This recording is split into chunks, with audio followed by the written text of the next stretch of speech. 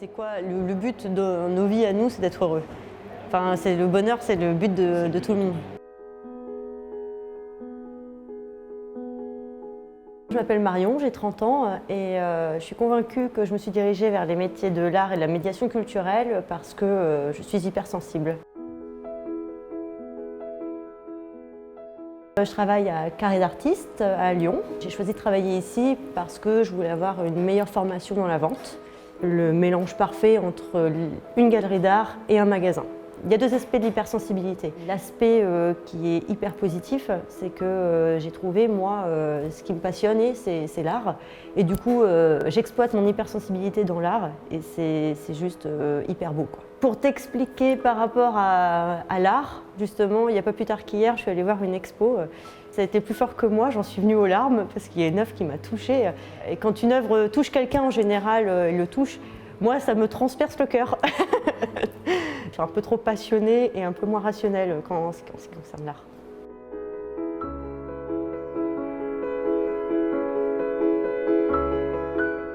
Les hypersensibles aussi ont besoin de solitude.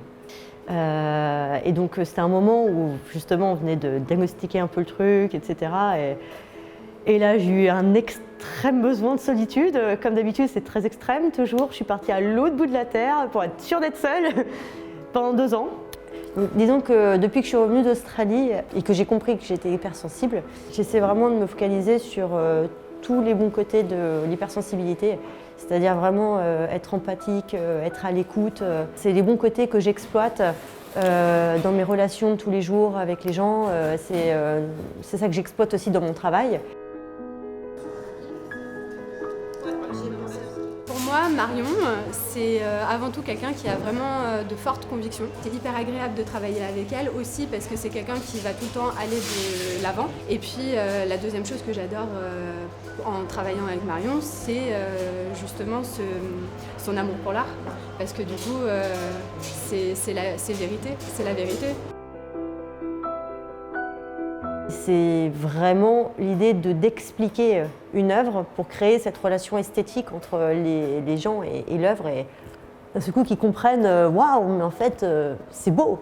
Donc j'ai compris que ma façon de me sentir bien, ma solution à l'hypersensibilité, elle se trouve dans les relations humaines et dans l'art. Donc même dans mes futures expériences, je vais vraiment exploiter le côté artistique parce que c'est ce qui me fait du bien, vraiment, quoi.